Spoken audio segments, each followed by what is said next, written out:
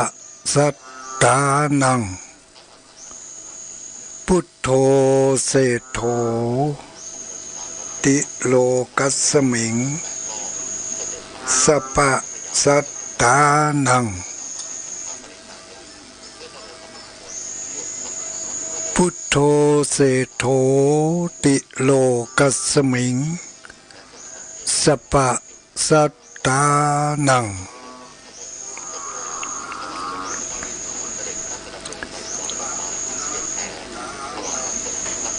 ขอความนอบน้อมแด่องค์สมเด็จพระสัมมาสัมพุทธเจ้า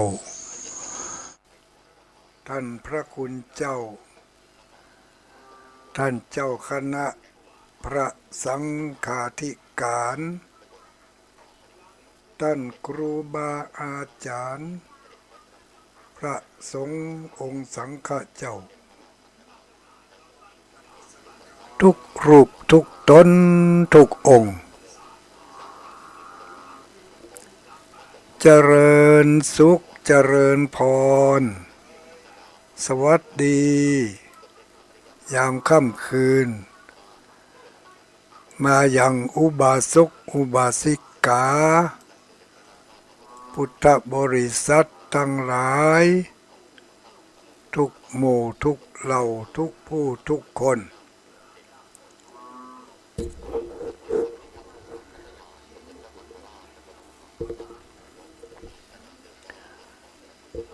ค่ำคืนวันนี้เป็นคืนวันจันทร์วันจันทร์วันนี้วันที่ยังญาติโยมทั้งหลายคืนวันจันทร์วันที่26วันที่26วันที่26จะไปมกอยู่ในที่นอนเนอะเดี๋ยวตุ่มผ้าห่มไปตัวก็รับไปตัวออกรับไปตัวก็ไม่ได้ฟังสิ่งดีๆสักคำหมอเพราะว่าคืนนี้ จะได้ก้อนใกล้เอาเนื้อหาสาระจากน้ำธรรมคำสอนที่ได้ยินที่เคยได้ยินได้ฟังได้อ่านผ่านหูผ่านตามาก็ยังจำได้บางอย่างก็จำได้ดีบางอย่างก็คับค่ายคับคราบางอย่างก็ลืมไปให้สนิทเลยนี่อันนี้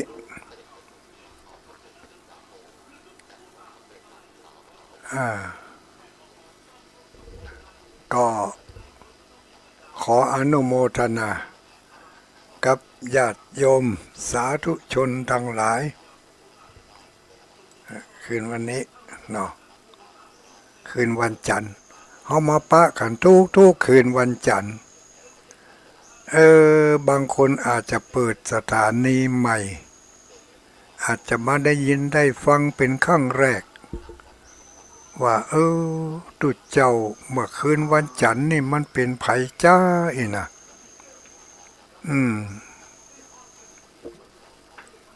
เมื่อคืนวันจันทร์ก็ตุลุงดอยตุลุงดอยตุลุงดอยนี่มีชื่อเต็มชื่อว่าพระครูปฏิภาณธรรมทินพระครูปฏิภาณธรรมทินนิวัตสถานจำพรรษาอยู่ที่วัดพระธาตุม่อนจอมพออำเภอเวียงป่าเป้าจังหวัดเชียงรายจังหวัดเชียงรายแล้วมาดำเนินรายการรับผิดชอบบริหารเวลาของต่างสถานีหลายที่หลายแห่งโดยเฉพาะเวลามาค่ำมาคืนเมื่อคืนวันนี้ก็ ไม่ต่ำกว่า26-27สถานีเนาะบางสถานีเพิ่งก็ยังบ่เข้าตีเข้าตางเตือรับสัญญาณจากรับสัญญาณจากส่วนกลางถ่ายทอดการประชาสัมพันธ์ข่าวสารทางราชการอยู่ก็มีเขาก็ทุติทุ่มทิมกันญาติโยมทั้งหลายแปลงใจหากันก่อนฟังเตือนเด้อบางทีก็กำลังโฆษณาต้นชั่วโมงผู้อุปถัมภ์รายการต้นชั่วโมงเนี่ยเนาะอันนี้ก็ต้องมันเป็นความจำเป็นของทางสถานีเปิ้นก็บริหารของเปิ้นไปถ้าบ่อันสถานีเปิ้นก็อยู่บ่ได้นี่บางทีก็รับสัญญาณตั้งแต่8 โมงหรือว่า20 นาฬิกาตรงเป๊ะบางสถานีก็เลื่อนล่ำไปหน่อยนึงแล้วก็ไม่ว่ากันเนาะตามสะดวกตามสบายบ้านไผ่บ้านมันเกยอย่างใดก็อย่างอันค่ำคืนวันนี้ขอประกาศอนุโมทนาสถานีวิทยุคลื่นสีขาวเพื่อชาวประชารับสัญญาณการถ่ายทอดเสียงจากพระสงฆ์องค์สังฆเจ้านำไปสู่อุบาสกอุบาสิกาหรือว่านำไปสู่ผู้ฟังจะเป็นสมณะศรัทธาก็ดีตุเจ้าพระเนนบางตนบางองค์เพิ่นก็ยังท่าฟังอยู่เป็นการอาจจะเป็นการศึกษาเนาะเรียนรู้จากพระสงฆ์องค์สังฆเจ้าที่เพิ่นออกอากาศหรือบางทีก็อาจจะฟังไปพอละตุลุงตนนั่นเพิ่นอู้อย่างนั้นตุลุงตนนั่นเพิ่นอู้อย่างนั้นบางเตือก็ได้เก็บก้อนใกล้ไส้เอาเนื้อหาสาระจากการได้ยินได้ฟังจากทางสถานีวิทยุพระสงฆ์องค์สังฆเจ้าก็พยายามเต็มที่เพื่อจะสนองเจตนาศรัทธาของเจ้าของสถานีเพื่อให้ได้บุญได้กุศลอย่างกว้างขวางด้วยกันไปพระสงฆ์องค์สังฆเจ้าที่เพิ่นอุตส่าห์พยายามสละเวลามาก็ได้บุญได้สละเวลามาออกอากาศนี่นะเพิ่นก็ได้บุญลูกถ้าบ่ได้บุญไผเป็นเนี่ยจะได้บางตนบางองค์เปิดใครเนี่ยใครทำจะตายแต่ว่าบ่มีช่องว่างให้เปิ้นเตือบางตนบางองค์เพิ่นก็เตรียมเนื้อเตรียมตัวว่าคืนนี้จะเอามาหยังมาบอกให้ศรัทธาญาติโยมดีจ้าก็คิดแล้วคิดแถมอยู่ไม่ใช่ว่าสุ่มสี่สุ่มห้าก็มานั่งระบายกันไปอย่างอัน มันจะเสียเนาะอันใดดีว่าอันใดบ่ดีว่านี่พ่อคนที่ฟังนี่โอ้บ่ใช่น้อยนักเหมือนกันเนอะขออนุโมทนาเจ้าของสถานีในเวียงป่าเป้าวันนี้คืนวันนี้มี3 สถานีเนอะญาติโยมทั้งหลายดูต่างฟังดูต่างเลือกเพราะว่า อ่าสถานีวิทยุมันมีตึงหัวเวียงหางเวียงตั้งเหนือสุดนี่ก็มีสถานีดอยหมอกเรดิโอ103.50 เมกะเฮิรตซ์อันนี้แม่ดอยหมอกปุ่นที่เอาขี่รถผ่านถนนหันดอยอยู่ทางขวามือทั้งหนึ่งนั่นน่ะเป็นว่าดอยหมอกดอยหมอกอยู่ตะวันออกถนนสาย118ถ้าลูกตั้งใต้มาก็อยู่ทางขวามือใกล้จะสุดเขตแดนแคว้นเวียงป่าเป้าเนี่ยทางขวามือหันดอยอยู่หันอันนั้นเรียกว่าดอยหมอกแล้วก็เจ้าของสถานีวิทยุก็ตั้งอยู่ใกล้ๆกับดอยหมอกก็เลยให้ชื่อสถานีว่าดอยหมอกเรดิโอนี่มี2 คลื่น 2 ความถี่มี103.50อันนี้รับสัญญาณจากคลื่นสีขาวเพื่อชาวประชาตั้งแต่เวลา2 ทุ่มถึง4 ทุ่มทุกคืนไม่เว้นวันหยุดนอกจากตังคลื่นสีขาวบ่ได้ส่งมาจะโดยเหตุอันใดก็แล้วแต่เพิ่นก็จัดรายการของเพิ่นไปอาจจะเอาเพลงก็ใส่ก็หรือว่าอาจจะเอาเทปอย่างอื่นมาใส่แทนก็อันนี้ก็อยู่ในดุลพินิจของเจ้าหน้าที่ทางเทคนิคทีมงานของคุณโยมดารุณีนี่ก็ไปไกลนะไม่ใช่ก้าวเวียงป่าเป้านี่มีหลายที่หลายจังหวัดหลายอำเภอถ้าเป็นคลื่นของดารุณีแล้วก็เป็นแม่ค่ายอยู่ที่เดียวกันแต่ว่าสัญญาณนั้นรับแต่ละอำเภอก็รับกันไปใครสะดวกทางใดก็รับไปทางนั้นบางสถานีก็รับสัญญาณโดยตรงจากวัดปากทางเจริญอำเภอดอยหล่อบางสถานีก็ต้องรับสัญญาณจากคลื่นของดารุณีเนี่ยถ้าเกิดว่าสถานีดารุณีที่เวียงป่าเป้านี่เกิดว่าไฟฟ้ามันขัดข้องอินเทอร์เน็ตมันล้วนก็ถ้ารับบ่ได้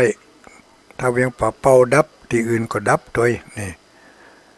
บางที่เพิ่นก็เวียงป่าเป้าดับแต่ที่อื่นบ่ดับแสดงว่าเพิ่นรับสัญญาณจา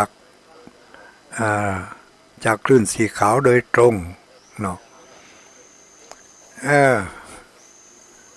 2 สถานีเนี่ยของดอยหมอกเรดิโอนี่มีเวียงป่าเป้าเรดิโออันนี้ก็90 เมกะเฮิรตซ์อันนี้ภาคเจ้าตั้งแต่5 โมงถึง7 โมงตัวลุงก็อยู่ด้วยเปิ่นเหมือนกันเนาะภาคเจ้านะแต่เป็นวันพฤหัสบดีภาคเจ้าถ้าไผรับสัญญาณบัดตึงก็จะมาขอเอาก็ได้มีสถานีวิทยุเอาไปฟังทางไลน์ก็ได้นะฟังทางไลน์ก็ได้บันทึกไว้ถ้าส่งไปให้ทางไลน์แล้วก็ถ้าสถานีท้องถิ่นมันคัดข้องก็เปิดเข้าในไลน์ให้ได้เลยฟังได้เลยนะนอกจากว่าทางสถานีต้นทางคัดข้องอันนี้ก็หมดสิทธิ์เหมือนกันแต่ว่ามีแถมสถานีหนึ่งสถานีออนไลน์ก็มีสถานีของวัดอรัญญวิเวกคีรีหรือว่าสถานีวิทยุพระธาตุม่อนจอมพอนี่นะอันนี้ก็ออกอากาศมีอยู่วันจันทร์วันเสาร์วันพฤหัสนี่ตอนกลางคืนเนาะแล้วก็ตอนกลางวันก็ออกเหมือนกันแต่เป็นรายการของตั้งสภาวัฒนธรรมอำเภอเวียงป่าเป้าจัดอยู่เวลา3 โมงถึง5 โมงแมลง อันนี้ก็คลื่นของออนไลน์ทางวัดพระธาตุม่อนจอมพอสภาวัฒนธรรมน้อยหนานเขาจัดรายการท่านอยู่รายการเพลงพ่องสาระนารู้พ่องนี่นะสถานีถัดไปที่เวียงป่าเป้านี่ก็มีสถานี 99.75 เมกะเฮิรตซ์คนฟ้าเดียวกันนี่คนฟ้าเดียวกันอันนี้ก็คนฟ้าเดียวกันนี่รับสัญญาณจากวัดพระธาตุม่อนจอมพอโดยตรงถ้าเกิดว่าวันใดวันดีคืนดีวันบดีคืนบดีเกิดว่าทางต้นทางเนาะทางดอยลอดับไปจะโดยเหตุใดก็แล้วแต่จะเป็นไฟฟ้าอินเทอร์เน็ตดับไปแต่ว่า 99.75 นี่ยังออกได้อยู่เนี่ย 99.75 อย่างเหตุการณ์ตะวันวันศุกร์นี่ที่เมื่อวันเสาร์ที่แล้วไปนี่เนาะวันเสาร์ที่แล้วไปนี่เหตุขัดข้องทางต้นทางเนี่ยทางดอยหล่อทางวัดปากทางเจริญเหตุขัดข้องสถานีแม่คายดับแต่ว่าสถานีลูกคายก็ฟังได้อยู่ฟังได้อยู่ที่ 99.75 คนฟ้าเดียวกันคุณโยมธนวรันจัดธนพลังกรเป็นเจ้าภาพเป็นเจ้าภาพวะเป็นเจ้าของสถานีอันนี้รับสัญญาณทุกๆคืนวันเสาร์และก็คืนวันจันทร์มี2 วันเวลาเดียวกันนี่เวลาบดเดียวเนี่ยเนาะอย่างตั้งวังเหนือพะเยาวังเหนือนี่ได้ยินเปิดฮับได้อยู่นี่เนาะอย่างแต่ว่าวันซืนที่ธรรมครูปริยัติออกอากาศอยู่นั่นสถานีแม่ขจานโมเดิร์นครับดอยหมอกเรดิโอออกมาได้แต่ตัง 99.75 นี่ออกได้เพิ่งก็รับทางนี้รับสัญญาณจากทางนี้ไปรับฟังจากทางนี้เนาะหมุนมาถ้าที่ใดที่หนึ่งมันดับไปเขาก็หมุนซอกหาเอามาเดี๋ยวนี้การสื่อสารมันก็ ก็แบ่งกันไปกว้างขวางอยู่อีกสถานีหนึ่งคืนวันนี้ที่เวียงป่าเป้ามีอีกสถานีหนึ่งก็คือ94.50 เมกะเฮิรตซ์อันนี้แม่ขจานโมเดิร์นเรดิโอ94.50 แม่ขจานโมเดิร์นอันนี้ก็คุณโยมทิติรัตน์พรหมมินทร์คุณโยมปอน้อยสุวรรณพรหมมินทร์เป็นเจ้าของสถานีอันนี้ในเขตเวียงป่าเป้าเนอะแล้วอีกหลายๆสถานีต่างอำเภอต่างจังหวัดอันนี้ต้องขอสุมาอภัยจำบ่ได้เฮ้ยว่ามีสถานีใดพ่องมีสถานีใดที่เพิ่นรับสัญญาณจากขึ้นสีขาวนำเอารายการขึ้นสีขาวนี่มาสู่บรรดาญาติโยมสาธุชนทั้งหลายหมู่เฮาทั้งหลายฟังสถานีไหนก็พยายามจดเบอร์โทรของสถานีนั่นเอาไว้เนอะอย่างตังเมืองปานนี่รับสถานีไหนก็จดเบอร์โทรของตังสถานีนั่นเพิ่นไว้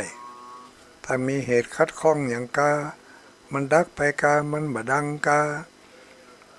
ก็โทรศัพท์ไปหาเพิ่นหรือ จะขอบคุณเปิ้นกาที่เขาได้ยินได้ฟังทางสถานีถึงมื้อถึงวันทุกค่ำทุกคืนนี้ด้วยความเมตตากรุณาใจบุญใจกุศลของเจ้าของสถานีทุกที่ทุกแห่งเพิ่งก็สนับสนุนเปิดโอกาสให้หมู่เฮาทั้งหลายได้รับบุญได้รับกุศลไปโดยขออนุโมทนาตั้งสถานีทุกที่ทุกแห่งเนอพุ่นพดไปแผ่วเมืองน่านเมืองแปรพุ่นอันนี้ก็รับสัญญาณจากคลื่นสีขาวเพื่อชาวประชาพี่น้องศรัทธาญาติโยมเฮาทั้งหลายมีโอกาสได้ยินได้ฟังเพื่อจะได้รับรู้ข่าวสารการบุญไกลก็ดีใกล้ก็ดีเนาะมาเฮาฮู้ว่าเพิ่นมีงานบุญงานกุศลที่ไหนฟังจากทางรายการสถานีวิทยุโดยเฉพาะอย่างยิ่งทางพระสงฆ์องค์สังฆเจ้าเป็นจัดรายการนี่เขาก็อนุโมทนาถ้าเขาไปได้เขาก็ไปเขาไปบ่ได้มันไกลก็ส่งกำลังใจไปจะส่งเป็นปัจจัยไปก็ได้สมัยนี้มันง่ายบอกให้เราอ่อนก่อนอีน้อยบ่น้อยส่งสตังค์ไม่อุ้ยไปให้ตุลุงนั่นตุลุงนี่ก็เหมาะหรือว่าส่งไปหอมเปิ่นมีกิจกรรมยังมาเดี๋ยวนี้กิจกรรมรอเทียนพรรษาก็ไปหอมเปิ่นถ้าสุดวิสัยละไปบ่ได้หอมบ่ได้ละก็ไม่แหมทางหนึ่งที่จะได้บุญทางนั้นก็คืออนุโมทนาบุญโดยการยกมือ10 นิ้วตั้งวางกิ้วเกษาอะหังวันตาสาธุบุญอันนี้ก็จะได้บุญตัวเพราะว่าเปิ้นทำดีแล้วก็มีประโยชน์เกื้อกูลเขาก็ยินดีในบุญของเปิ้นก็จัดว่าเป็นปัตตานุโมทนาใหม่บุญสำเร็จด้วยการอนุโมทนาในบุญของผู้ที่เปิ้นทำนี่ก็เป็นช่องทางหนึ่งที่เขาจะได้บุญอย่างกับในธรรมที่เปิ้นว่านะเนาะเปิ้นว่าช่องทางของการทำบุญมันมีนักมีหลายเมื่อเขาทำไปแล้วก็จะเป็นปัจจัยเกื้อหนุนอยากให้เขามีความสุขกายสุขใจอิ่มบ่ฮู้จักกายอิ่มบ่ฮู้จักเบื่ออิ่มบุญนอกจากคนพาลบางประเภทเท่านั้นเองที่เบื่อบุญเบื่อบุญเดี๋ยวกับบุญไม่ตายกับบุญปลำปเหลืออีกำเหลือกับเบื่อลูกแสดงว่าไม่เข้าใจแล้วก็ในเนื้อในตัวนั่นแสดงว่าบ่มีเชื่อของบุญอยู่ในเนื้อในตัวเลยเพราะไม่ยินดีในบุญของผู้อื่นไม่ยินดีข่าวที่เขาได้รับได้ยินได้ฟังมาว่าจะมีการทำบุญที่นั่นที่นี่เมื่อเขาได้ยินได้ฟังเขาอนุโมทนายินดีด้วยเพิ่นเขาก็ได้บุญไปด้วยเพิ่นนี่เป็นสิ่งที่เขาจะต้องฝึกหัดไว้นะมันใช่ว่าจู่ๆมันจะหู้จะเข้าใจ ต้องฝึกหัดถ้าบ่เข้าใจคำเตือนก็ต้องฝึกหัดตั้งแต่บัดเดี๋ยวนี้ฝึกหัดอย่างไรฝึกหัดอนุโมทนาในคุณงามความดีของผู้อื่นคนอื่นในกิจกรรมที่เปิ่นเนี่ยเปิ่นทำถ้าเขาได้ยินแล้วเขาเฉยมันก็เฉยไม่ได้อย่างแต่เขาได้ยินแล้วสร้างความยินดีให้เกิดขึ้นในใจฝึกหัดให้มันอนุโมทนาในความดีของคนอื่นฝึกหัดใจให้มันยอมรับให้มันยินดีไม่ใช่ว่าเฉยถ้าเฉยมันก็ไม่ได้บุญเพราะว่าบุญนี่จะต้องเกิดจากการเจตนามีเจตนามีความตั้งใจมีการแสดงออกทางกายทางวาจาทางใจมันถึงจะเป็นบุญถ้าบ่ได้แสดงออก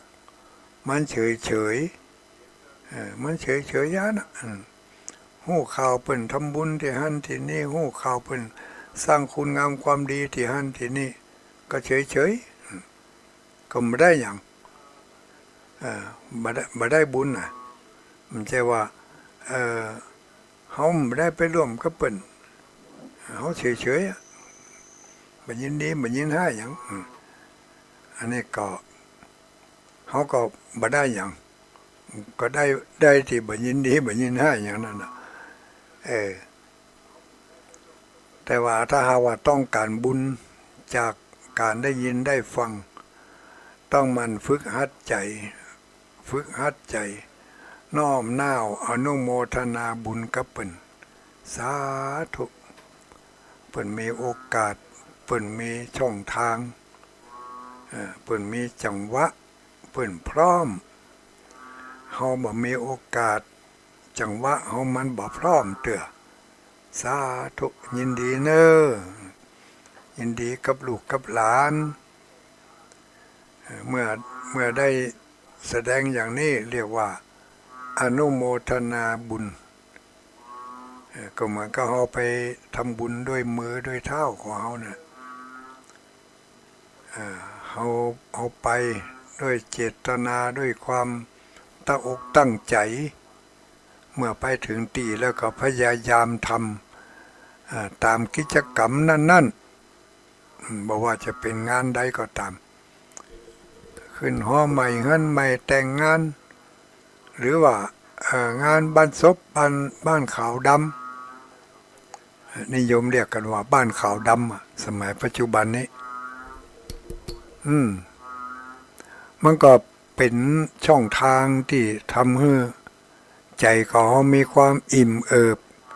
มีความสุขใจมีความอุ่นอกอุ่นใจนึกขึ้นมาเมื่อใดก็สบายใจเขาพยายามสร้างความสบายใจในช่องทางของการทำบุญมันเป็นที่ปึ้งอย่างหนึ่งนะญาติโยมถ้าฝึกจิตฝึกใจให้มีความอิ่มเอิบในบุญแม้แต่ที่เขาอ่านข่าวอย่างก็ต่างฟังโทรทัศน์ทางวิทยุนี่ก็เหมือนกันพยายามสร้างกุศลจิตให้เกิดขึ้นจะไปให้มันเฉยหู้แล้วก็สร้างกุศลจิตสร้างจิตที่มันเป็นกุศลเป็นบุญมันเป็นบุญตัวนี้จะเป็นเชื่อเป็นปัจจัยให้เราได้บุญอันใหญ่ๆก็เก็บเล็กผสมน้อยอย่างเงี้ยแล้วมันจะเป็นปัจจัยเป็นเหตุให้ได้บุญอันใหญ่เนี่ยอย่างเขามีความเข้าอกเข้าใจเรื่องการทำบุญทำทานเขาก็จะได้มีความปลื้มปิติยินดีในการกระทำของเขาเองเนาะในเขตอำเภอเวียงป่า เป้านี่มีกิจกรรมอันหนึ่งที่กำลังดำเนินการกันอยู่ดำเนินการกันอยู่นั่นก็คือกิจกรรมเกี่ยวกับธรรมสัญจรธรรมสัญจรนี่ก็คือระดมผู้ใจบุญใจกุศลทั้งหลายระดมคนทั้ง3 วัยก็คือวัยหนุ่มวัยหนุ่มวัยน้อยเยาวชนหนุ่มสาวตลอดจนถึงผู้รักผู้ใหญ่ผู้เฒ่าผู้แก่และสมณะชีพราหมณ์ทั้งหลายได้ไปร่วมกิจกรรมโดยการเมื่อไปถึงแล้วก็จะมีการไหว้พระสวดมนต์ตามจารีตเหตุหอยเสร็จแล้วก็มีการฟังเทศน์ฟังธรรมเมื่อเสร็จจากการฟังเทศน์ฟังธรรมบางวัดที่เพิ่นมีศักยภาพเพิ่นก็จะจัดให้มีกิจกรรมต่อเติมเสริมท้ายโดยการจับฉลากชิงรางวัลจับฉลากป้องเป็นการที่สลากที่เอามาจับกันนี่ก็ไม่ใช่ว่าทุกเจ้าอาวาสวัดนั่นเพิ่นจะลงทุนลงหอนี่หมดก็บ่ใช่คือแต่ละวัดก็จะได้เอาไปเพาะไปหอมกันวัดอยู่ในเขตเดียวกันหรือว่าที่มันตึงถึงกันเนี่ยเนาะวัดเหนือวัดใต้วัดใกล้วัดไกลกันก็จะได้เอาวัสดุสิ่งของใจที่บางเตือก็ได้หับกินหับทานมามันนักหนาเกินกว่าจะใจด้วยตัวเองก็เอาแบ่งปันเชื้อจานให้แก่คนอื่นไปเอาแบ่งปันให้ไผก็แบ่งปันให้คนที่มีอุปการะแก่เฮาเราต้องพิจารณาเป็นอันดับแรกว่าของกินของทานหมู่เนี่ยเมื่อมันเกินความจำเป็นของเฮาแล้วเฮาจะให้ไผยังเป็นแฟบเป็นสบู่แปรงฟันยาสีฟันเป็นอันอย่างหมู่เนี่ยแต่ละวันนี่ทุกเจ้าเพิ่นก็ได้รับจากศรัทธาญาติโยมสบู่ถูตัวนี่ญาติโยมทั้งหลายลองคือใจพอแล้วเฮาบ่ใจเสี่ยงวันละก้อนโลเนาะอย่างนมกล่องจะนี่ก็บ่ใช่ว่ากินวันหนึ่งเสี่ยงเป็นโหลก็บ่ใช่อย่างนั้นแต่เวลาที่เพิ่นเอามาตานนี่มันก็มานักอยู่นักถ้าเฮาเก็บไว้ก็จะเป็นทุกเจ้าสังฆทานสะสมธรรมะสังฆทานสะสมเก็บไว้ให้ไหนนะกินก็บ่กินใจก็บ่ใจอย่างที่เคยว่านะบางทีนี่อย่างผ้านี่บ่เอาไปให้ไปหอมมันอย่างที่นะเก็บไว้ลาตำราปนเน่าก็มีทีนี้ทางออกมันหรือว่าที่มันเกินความจำเป็นอยู่ไปก็จะเสียประโยชน์ก็ได้มาก็แจกไปแจกไผก็อย่างดีว่านั่นเนาะอันดับแรกก็คิดถึงผู้มีอุปการะนี่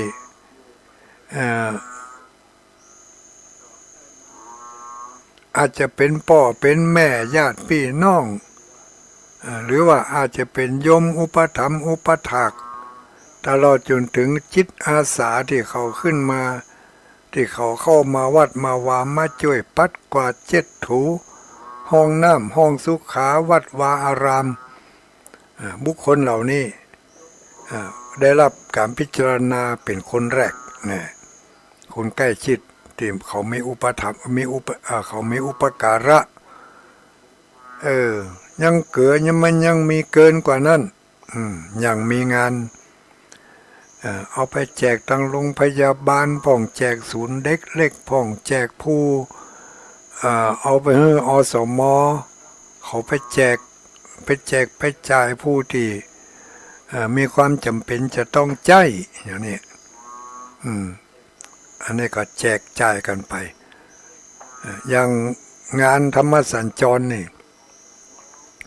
ก็เอาไปออกเป็นรางวัลพ่องอย่างพัดลมก็ดีกาต้มน้ำก็ดีกระติกน้ำห้อนหม้อหุงข้าวนี่เท่ามันน่ากลัวกาต้มน้ำอย่างกระติกน้ำห้อนเนี่ยก็จะใช้แค่เดียวฮะกะนอกนั้นก็เก็บไว้นี่มันเหมือนนานๆเนี่ยจะเอาไปตานหัววัดให้เตื่อมันยังมีหลายแกนหลายอันอยู่ก็ถึงเวลามาก็จะเอาไปแจกผู้ใดเนอะ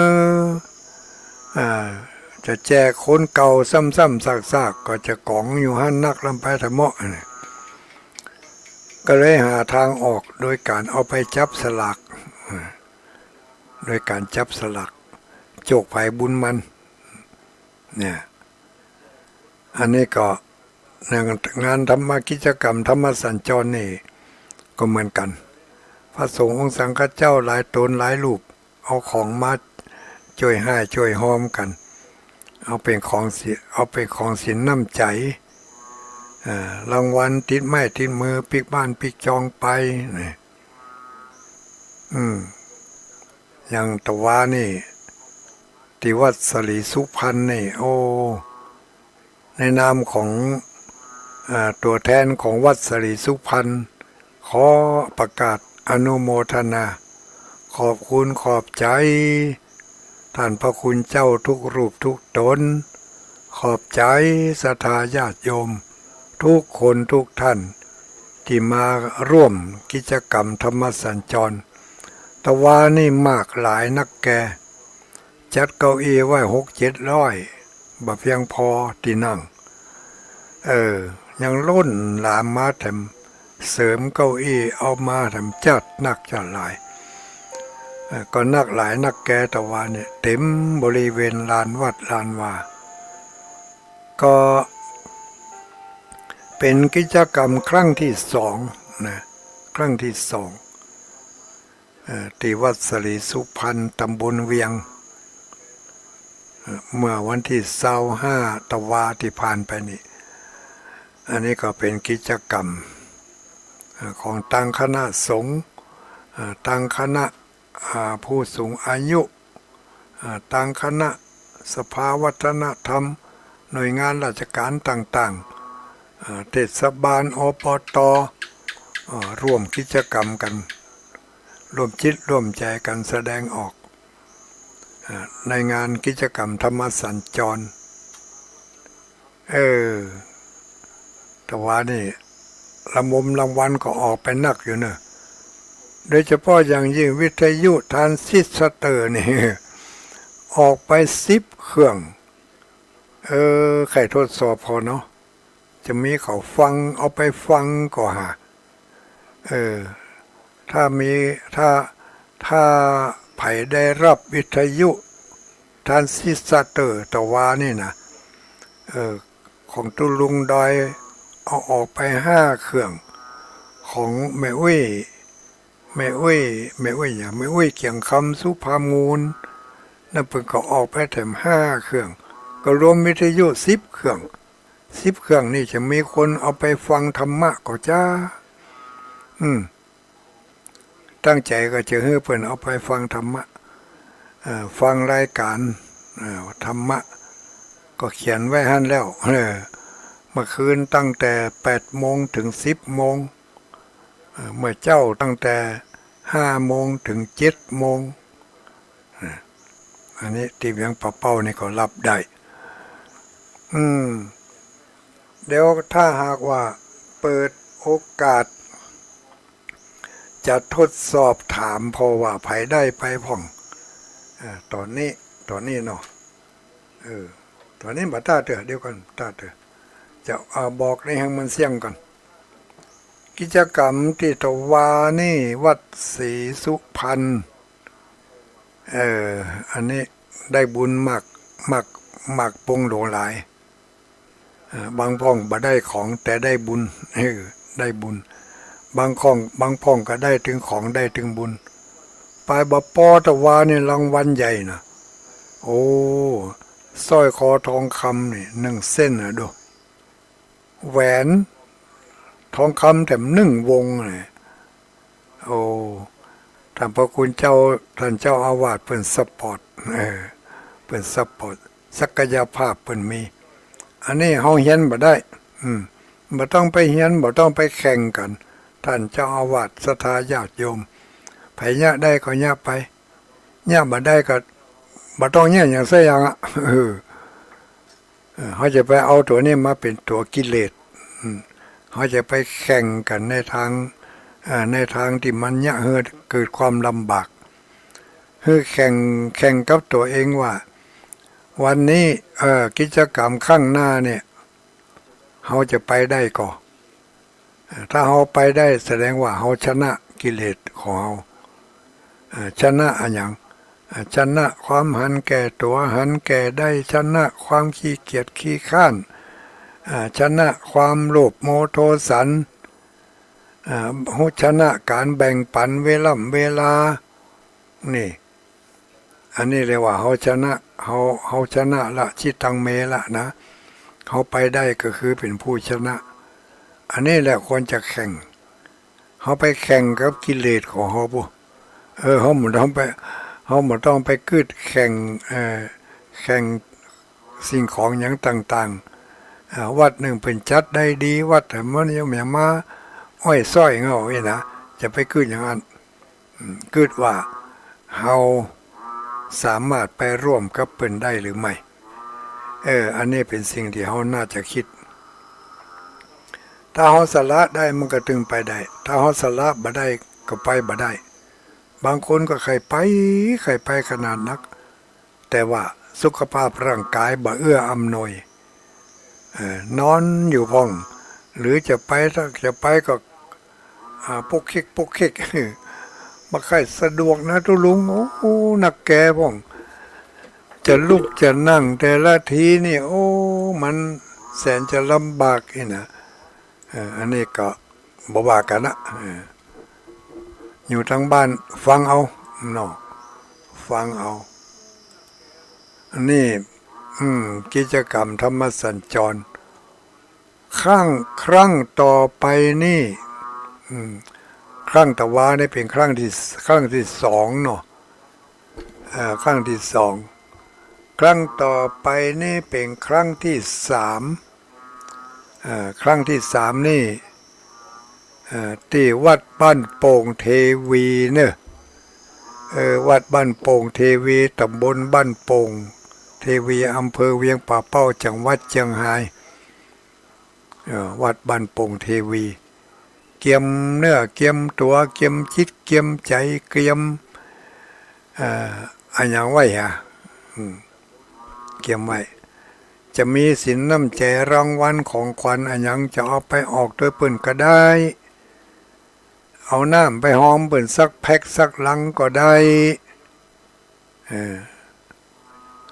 อันนี้ก็วันที่10เนี่ยวันที่10นี่ที่10 กรกฎาคมนี่สำหรับองค์เทศนั่นทางฝ่ายจัดกิจกรรมเปิ่นได้นิมนต์ท่านพระครูอภิวัฒนาวิกรมนะอาจารย์บรรยงเป็นองค์มาแสดงเทศแสดงธรรมในวันที่10เนี่ยวันที่10นี่ป้าดาจะเอาอย่างไปหอมจ้า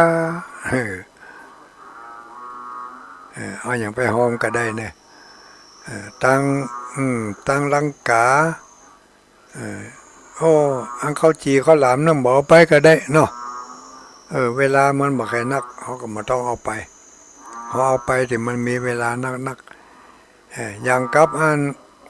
ที่จะรอเตียนนั่นนั่นนี่เวลานักต้องเอาไปนะ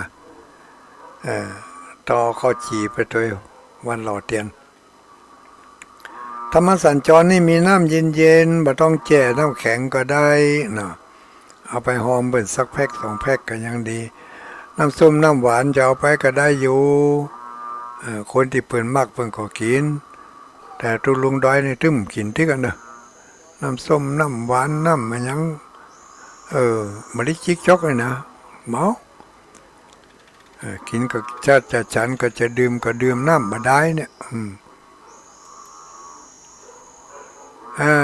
อันนี้ก็กิจกรรมเกี่ยวกับธรรมสัญจรมีคนแจ้งมาทางไลน์บอกว่าอึ่งอ่างอึ่งอ่างมาลู่อู้ตัวตุลุงมันฝนตกญาติโยมทั้งหลายที่จริงมันไม่ใช่ตกประเดี๋ยวนี้นะก่อนหน้านี่มันตกไปประมาณสักชั่วโมงกว่าๆเนี่ยที่ผ่านไปเนี่ยมันตกก็ยังกึดใจอยู่ว่าคืนนี้จะได้อู้บ่ได้อู้บ่ฮู้เด้อเนี่ยถ้าเกิดฝนตกฟ้าผ่านี่อินเทอร์เน็ตมันจังเสียแต่ประเดี๋ยวนี้ฝนมันยั่งไปละแมงอึ่งอ่างมันถ้าจะดีอกดีใจที่มันได้น้ำฝนมันก็เลยแสดงออกไปว่าอย่างของมันเนี่ยเดี๋ยวมันจะยั่งหมธรรมชาติก็แล้วกันเนาะญาติโยมทั้งหลายบางบ้านมันจะได้ยินนี่นะเคยได้ยินเมื่อเป็นละออนนู้นนะพอใหญ่มานี่สภาพแวดล้อมภายในหมู่บ้านมันเปลี่ยนไปจากที่เป็นห้วยหนองคลองบึงก็กลายเป็นตึกเป็นรามไปเห็นมาตกมาเสี่ยงมันบ่มีที่อยู่ที่กินบ่มีที่ออกลูกออกหลานก็เลยหายไปเห็นไม่ได้ยินก็มีนะยังเขียดอีแอมมันห้องเนี่ยอยู่กลางตรงกลางนาอย่างตะกอนเนี่ยเนาะเอาไปตรงไปนาเนี่ยเขาจะได้ยินเสียงเขียดเสียงยังมันห้องเดี๋ยวนี้หายไปแล้วลูกไม่เคยได้ยินละ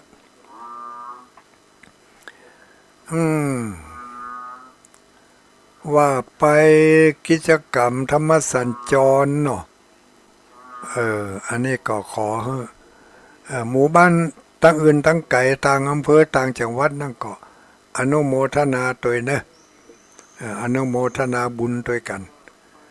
ก็จะได้บุญด้วยกันไปเป็นกิจกรรมที่ชาวพุทธเราได้ลำลึกนึกถึงวันพระวันศีลมีการไปนอนวัดนอนวากันแต่มายุคนี้สมัยนี้คนไปนอนวัดนอนวานะมันบ่มีก็บ่ถึงบ่กี่เปอร์เซ็นต์นะเพราะฉะนั้นก็เลยเอากิจกรรมธรรมสัญจรนี่เป็นแ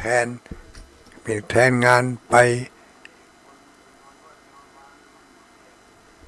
เป็นแทนงานเป็นแทนกิจกรรมไปนอนวัดนี่นะ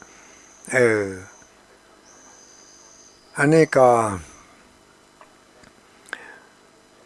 เป็นสิ่งที่เขาควรจะอนุรักษ์และก็ส่งเสริมให้มีขึ้นในงานธรรมสัญจรนี่มีหลายผู้หลายคนแจ้งมาบอกว่าโอ้ทุลุง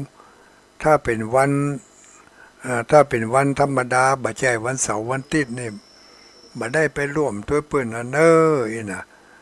อันนี้ก็บ่ฮู้จะได้ว่าทางแผนกจัดรายการนี่เปิ้นยังบ่เลื่อนเอาไว้เป็นวันเสาร์วันอาทิตย์เนาะมันบ่ถามทุกเจ้าเฮียก่อนจะออกกำหนดก็ออกกำหนดไปอันน่ะจะเลื่อนก็เลื่อนไปอันน่ะก็ต้องถามผู้ที่เพิ่นผ่านประสบการณ์มาอะจะออกจะเลื่อนวันนั้นเป็นวันนั้นจะเอามาคืนก็มาวันก็นี่จะเอา3 ไว้ถ้าเป็นวันราชการมันไปได้ละออนเนาะละออนเขาก็ไปโรงเรียนนี่ก็เนี่ยถ้าก็ไปปออย่างคนบางคนไปมีไผไปส่งเนาะลูกหลานที่จะไปส่งพวกไม่ก็ไม่ได้ไปนี่พร้อมอย่างเพราะว่าไปทำงานกันก็เลยจะให้ไม่เฝ้าบ้านนี่หรอกถ้าเป็นวันเสาร์วันอาทิตย์นี่ลูกหลานเฝ้าบ้านไปส่งไม่แล้วก็ปิกมาบึ้ดไปฮับเอา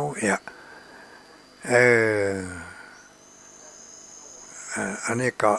วันเสาร์วันอาทิตย์ก็สำคัญเหมือนกันนะญาติโยมเขาทั้งหลายแปลว่าวันเสาร์วันอาทิตย์สำคัญดอก ขอทดสอบนี่หน่อยเนอะไผได้วิทยุไปตะวานี่10 เครื่องจะมีคนโทรมากี่คนอ้าวอ่าขอขอขอแจ้งมาเนอะในหมายเลข0932722499นะอันนี้แจ้งมาเลยบอกชื่อบอกเสียงก็ได้จะบอกได้ซ้ำดีว่าไผได้รับวิทยุไปพ่องตะวานี่เนาะแจ้งมาเลย0932722499จะเป็นเครื่องใดก็ได้นะเครื่องที่มีเบอร์โทรติดหั่นก็ได้บ่มีเบอร์โทรติดหั่นก็แจ้งมาตามเบอร์นี่0932722499บักกาโทรนี่สปอร์ตน้อยนี่ที่ฮับยังกล้าฮับเนาะโทรก็ต้องกล้าโทรลองผ่อนเนอร์ไผได้ไปพ่องจ้าวัดบ้านโป่งเทวีนี่อันนี้ก็อาจจะมีอยู่นะเดี๋ยวจะลองพอก่อนถ้าบ่มีไผโทรมาสักคนนี่ก็แสดงว่าได้ไปแล้วบ่เอาไปฟังได้ไปแล้วไม่เอาไปฟังเมื่อไม่ฟังก็เสียเวลาเนาะเสียโอกาสอย่างได้ก็ดีเนอร์กิจกรรมวันที่10 เดือนกรกฎาคมวันที่10 เดือนกรกฎาคมอันนี้ไผ่จ้าเจริญพรที่ไหนก็อยู่หอเวียงในเจ้าแม่น้อยเวียงวัดเจ้าได้วิทยุเครื่องหนึ่งค่าแม่น้อยเวียงวัดเนาะเจ้าอนุโมทนาเนอเจ้าสาธุแม่น้อยเวียงวัดได้1 เครื่อง0932722499ไผได้ไปแถมลองโทรมาพอรอ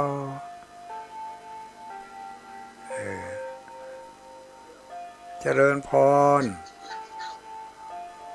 เจ้าไว้สาเจ้า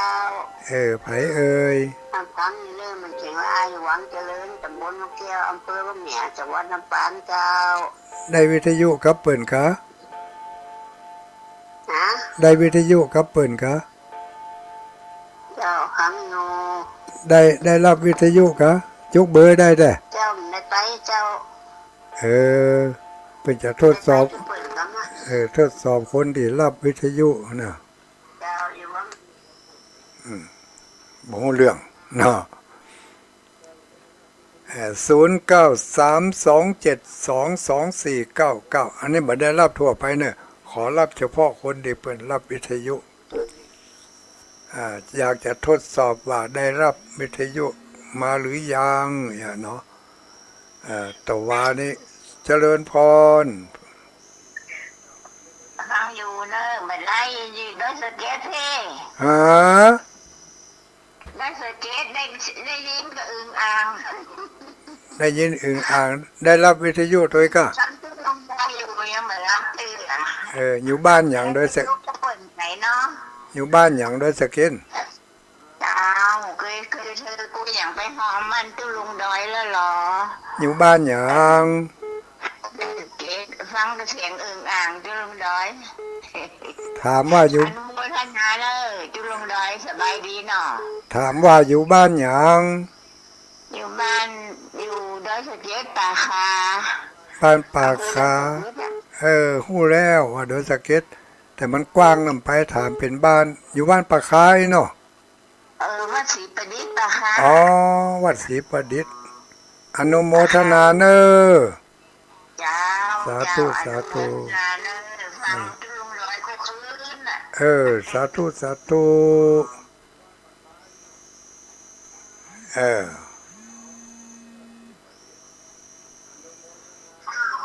เจริญพ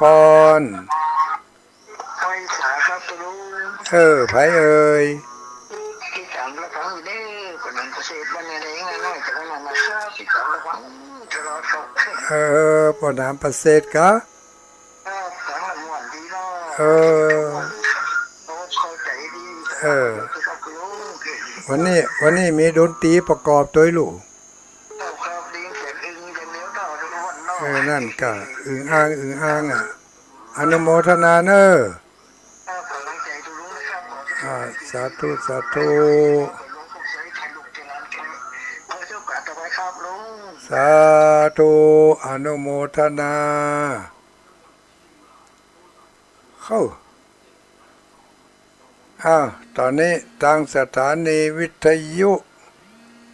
บางสถานีเพิ่นตัดเข้าสู่รายการประชาสัมพันธ์ต้นชั่วโมงเจริญพรแต่ไม่สาเจ้ากำลังได้เท่ามาโลแล้วเฮ้ยเจริญพรฝนตกก่อนนั่น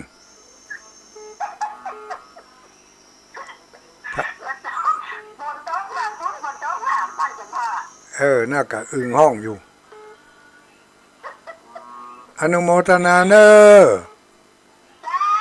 สาธุไม่เป็นไรติดแล้วก็ดีแล้วโตโจกดีขนาดนักใครได้รับวิทยุโทรมากรรม0932722499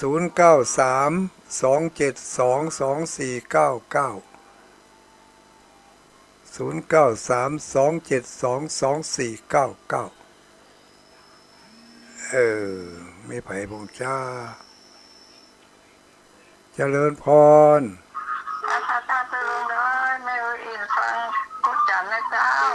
สาธุอนุโมทนาเนอ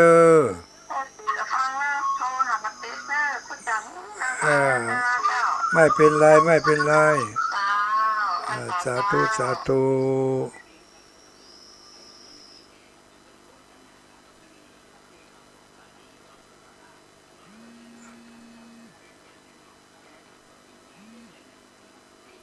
เจริญพ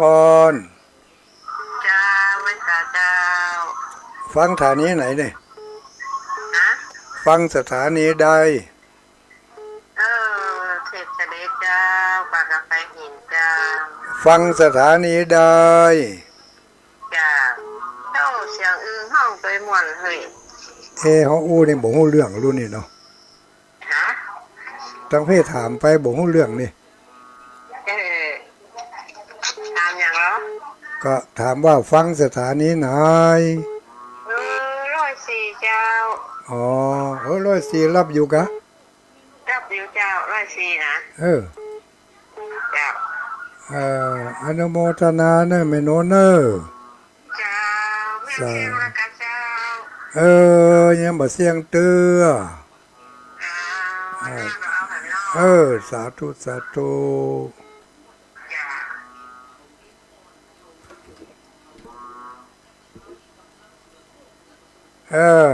คนได้วิทยุโทรบัดติดละคนอื่นเปิดโทรมาให้หมด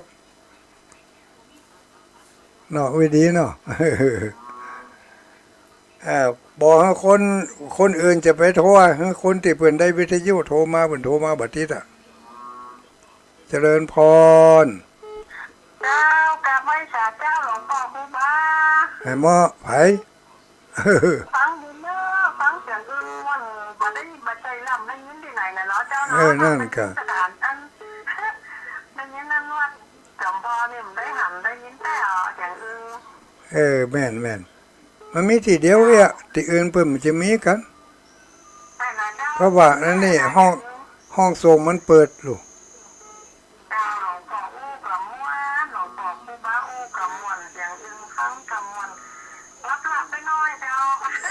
ไม่เป็นไรอนุโมทนาสาธุสาธุเนอะอนุโมทนา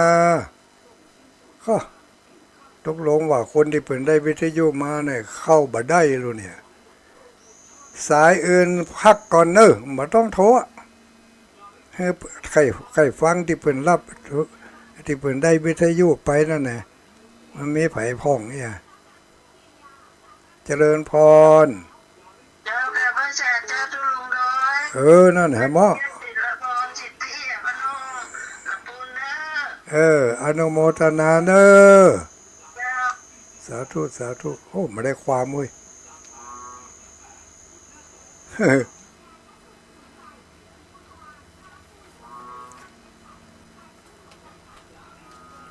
9:05 นาที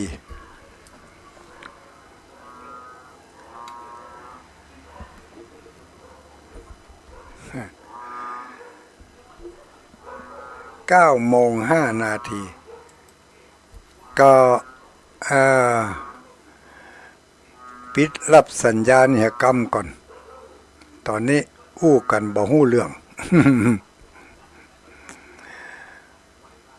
ฟังอย่างใดนี่ฟังบ่ฮู้เรื่องกันนี่เนาะมันจะมีสักกี่รายฮะบางรายเขาถามไปอย่างตอบไปอย่างเนาะบางรายก็เขาอู้ไปอย่างได้ยินไปแถมอย่างก็แสดงว่านี่ต้องพิจารณาตัวเองละพิจารณาตัวเองจะได้ก็คือพิจารณาตัวคนอู้เนี่ยอู้ไปเปิ้นบ่เข้าใจแสดงว่าเปิ้นบ่เข้าใจฟังอยู่เนอเข้าใจดีเนอก็บ่ฮู้ว่าเข้าใจอย่างใดเนาะเข้าใจดีเนอ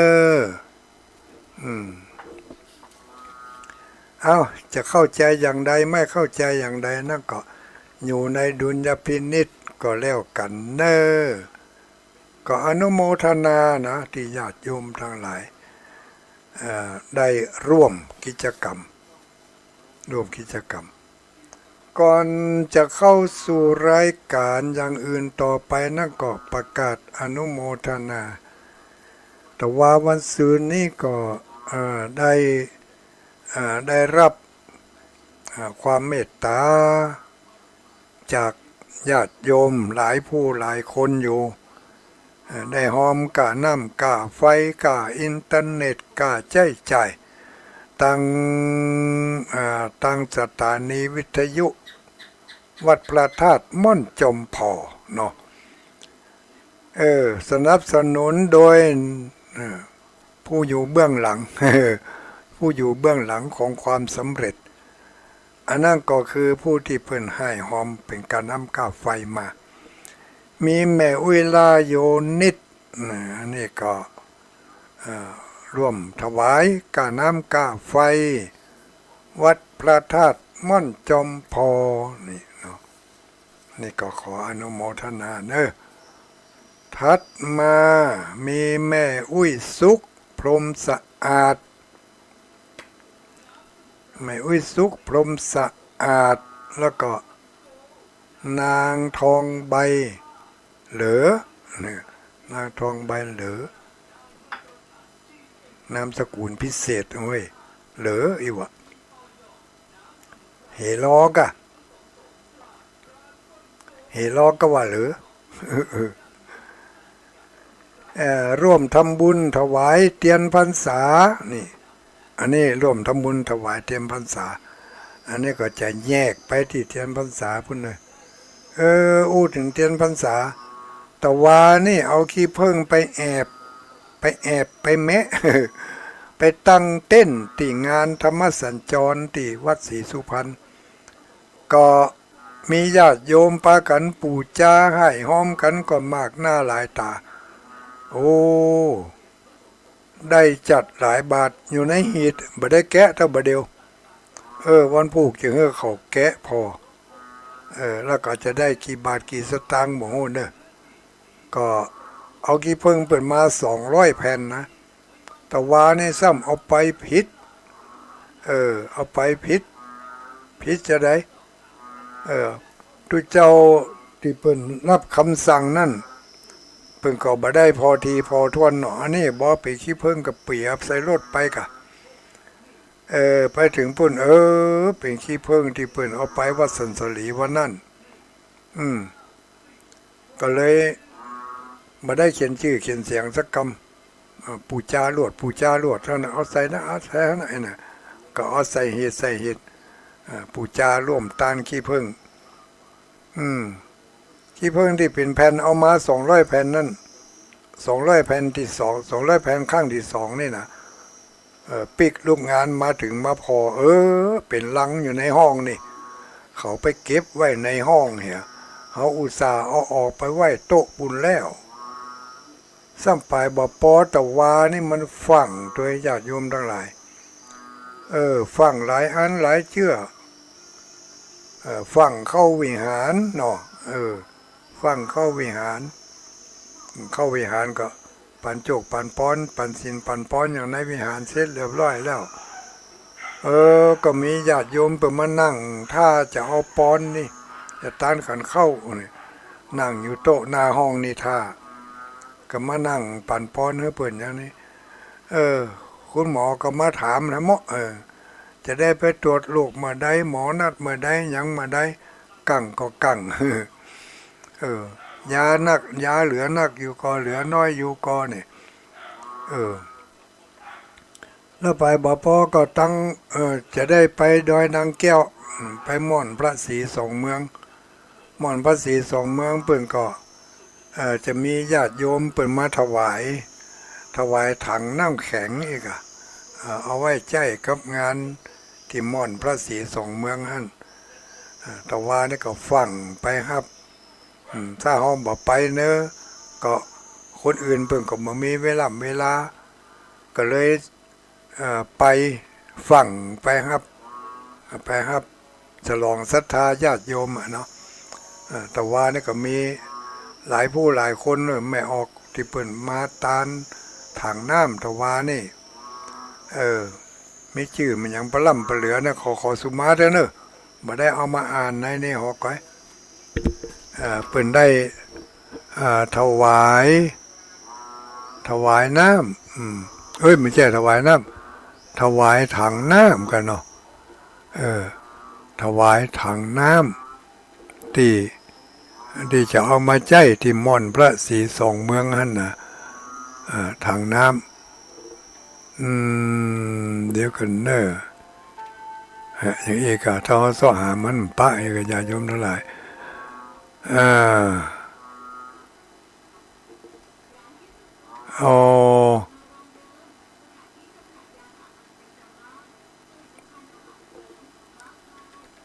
ถวายถังน้ำเอาไว้ใจกับงาน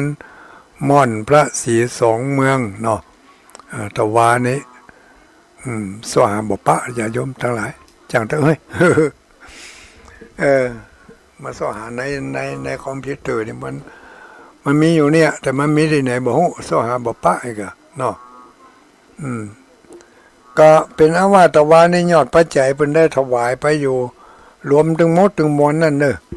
1,200 บาทนะ1,200 บาท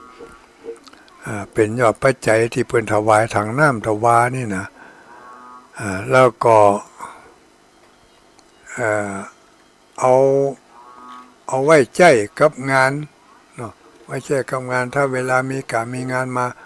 ก็จะได้เอาไปใจกับงานกับการอันนั้นก็ปะละมีแม่อุ้ยแสงวุ่นหานสรเดชพร้อมด้วยลูกหลานเพราะแม่อุ้ยแสงวุ่นหานสรเดชพร้อมด้วยลูกหลานได้อุทิศสมบุญสุกุศลนี่ไปหา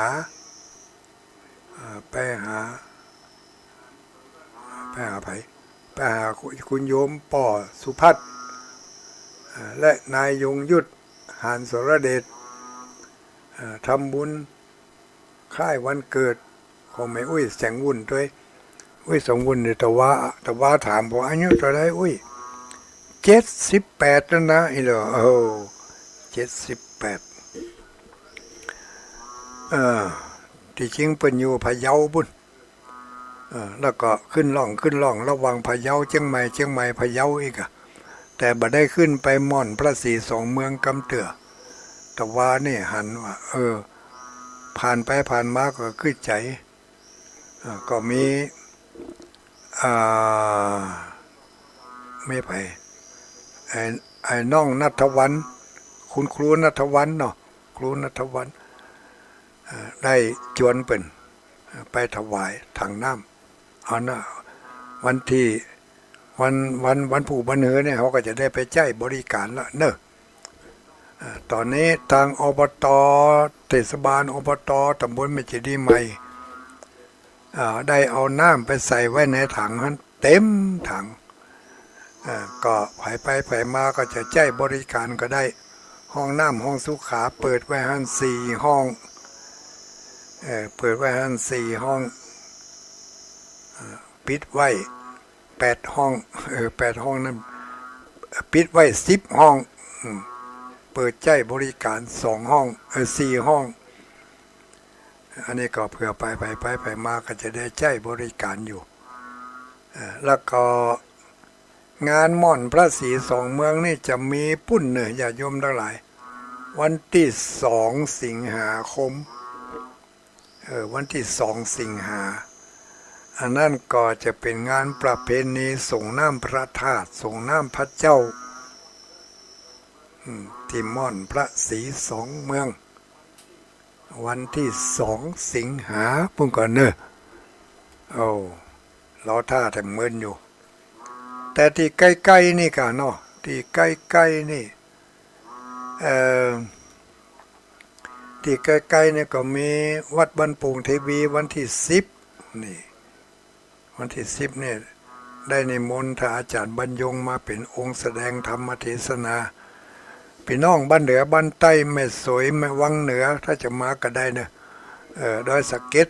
มาแอวหาก็ได้ก็บ่เจ๊ไก่สักเท่าใดลูกชั่วโมงไปนั่งรถชั่วโมงไปเนาะแต่ว่ารถหน้าฟ้าหน้าฝนนี่ถนนสายนี่อันตรายหน่อยเนอะบอกขอจะไปขับเวยเขาเจนถนนสายใหญ่นี่นะมันมื่นโลกก็ตกหลายกันตะวานี่ไปไปดอยนางแก้วตะวาได้ก็หันตก2 กัน3 กันเท่าหันแล้วก็เสียววันที่24อันนี้เขาบอกให้มันดีนี่เกินไว้เนาะวันที่24เนี่ยธรรมสัญจรที่วัดสันมะเข็ดที่24 กรกฎานี่นะวัดสันมะเข็ดแผนกจัดคิวหรือว่าแผนกจัดตารางนี่ถ้าฟังอยู่นี่ก็ใครเปลี่ยนเนาะใครเลื่อนจากวันที่24มาเป็นวันที่23ถ้าจะดีมันเป็นวันเสาร์วันติดนี่นะเลื่อนได้มันเป็นวันเสาร์วันติดถ้าไปเลื่อนถ้าอันนั้นไปเป็นวันจันทร์หลายคนที่บ่ได้ไปร่วมด้วยวันจันทร์โรงเรียนก็บ่ปิดก็ไปบ่ปอดหมู่ที่ข้าราชการได้ทำงานที่ไปเฝ้าบ้านให้แม่อุ้ยก็บ่ได้ไปแม่อุ้ยก็เลยไม่ได้ไปไม่ไปส่งเนี่ยก็ถ้าฟังอยู่ก็ลองหาทางพอเนอะถ้าจะเปลี่ยนก็ตันอยู่เนอะแต่มันโป่งทีวีนี่อันนี้คงจะเปลี่ยนบัตรตันละวันที่10มันโป่งทีวีวันที่24วัดสมเข็ดวัดสมเข็ดนี่มันเป็นจุดศูนย์กลางกึ่งกลางของเวียงป่าเป้าเนี่ยไปลูกทางเหนือไปก็บ่ไกลลูกทางใต้มาก็บ่ไกลก็ไปมาสะดวกหนทางก็ดีบริเวณวัดก็กว้างขวางที่จอดรถจอดล้างอย่างก็สะดวกสบายศาลาก็ใหญ่กว้างบุคลากรที่จะไปช่วยจัดบริหารงานก็มีศักยภาพเพียงพอเนี่ยตุลุงก็เลยขอนิมนต์พระนักจัดรายการทางสถานีวิทยุเนี่ยกลุ่มคลื่นพระเผยแผ่สีขาวเนี่ยใครขอเมตตาให้ไปเยี่ยมมาเยียนมาโปรดภายแฟนคลับศรัทธาที่ตั้งเวียงป่าเป้าห้องเนาะก็บอกว่าทำพระคุณเจ้ารูปใดเพิ่นจะได้มาพ่องอันนี้ก็ได้นิมนต์เพิ่นนิมนต์กำปากนิมนต์เนี่ยนิมนต์บ่ได้มีเอกสารหลักฐานหยังก็ขอถวาย ความเคารพท่านพระคุณเจ้าทุกรูปทุกตนที่จัดรายการได้มาโปรดผายศรัทธาญาติโยมอำเภอเวียงป่าเป้าในวันที่24นะครับเนอะถ้าท่านพระคุณเจ้าน่าจะรายการเปิดฟังอยู่ก็ขอรับทราบตามนี้จะได้ก็ขอเมตตามายืมมาใจมาพอมาก้อยแล้วศรัทธาญาติโยมแฟนครับคนใดถ้าเปิ่นจะมาถ้าเปิ่นจะได้มากี่ตนกี่องค์นั่นก็ใกล้ๆบุญก็จะแจ้งให้ได้รับทราบกันทำกรรมเนอะว่ามีธรรมพระคุณเจ้ารูปใดตกลงที่เปิ่นจะมาพ่องวันที่15นี่ฮู้กันเพราะวันที่15นี่จะได้ไปปะกันที่หล่อเทียนพรรษาการหล่อเทียนพรรษานี่ปีนี้ได้ตั้งคลื่นสีขาวของเขาได้ไปจัดที่วัดต้งโป่งตำบลเมืองปานอำเภอเมืองปานจังหวัดลำปางไปจัดกันที่หั่นเพราะเหตุใดได้ไปจัดที่หั่นญาติโยมทั้งหลายก็คงจะได้ยินได้ฟังจากทางผู้อำนวยการเพิ่นได้แจ้งไปแจ้งซ้ำทำก็ได้เนาะที่ไปจัดที่หั่นก็เพราะว่ามีเหตุผลว่าอยากจะให้ญาติโยมกลุ่มขึ้นสีขาวเขานี่ไปหู้ไปหันวัดตงโป่งจะได้ไปหันโรงเรียนตงโป่งตัวโรงเรียนตงโป่งเป็นโรงเรียนขนาดเล็กแล้วก็มีนักเรียนที่ยังอยู่ในโรงเรียนแห่งนั้นก็หลายผู้หลายคนอยู่สำหรับการบริหารการสื่อการสอนนั่นต้องใจครูพิเศษนี่ก็คือทางโรงเรียนได้จัดจ้างต่างขอจัดจ้างต่างขอบ่ได้รับอุดหนุนจากทางรัฐอันนี้ก็เป็นส่วนหนึ่งก็ใครได้จตุปัจจัยไปช่วยสนับสนุนการศึกษาของเด็กในโรงเรียนในหมู่บ้านต้งโป่งเนี่ยส่วนหนึ่งไม่ใช่ทั้งหมดส่วนหนึ่ง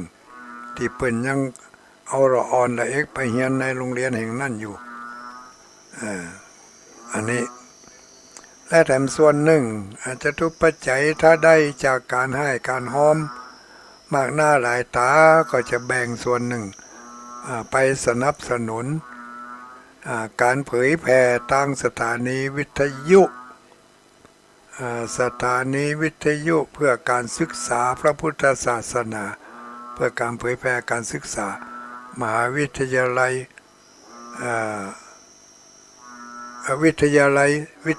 ยสงฆ์ที่วัดบุญญาวาสสถานีวิทยุ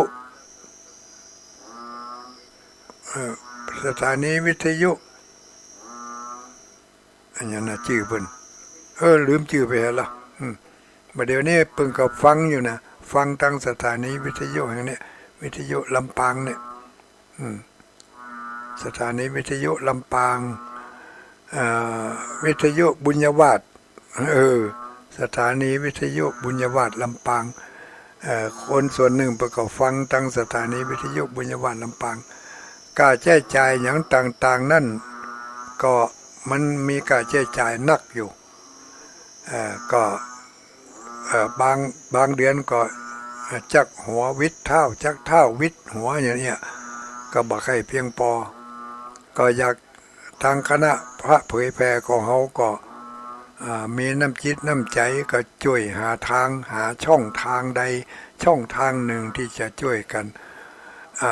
ช่วยกันหอบสถานีวิทยุ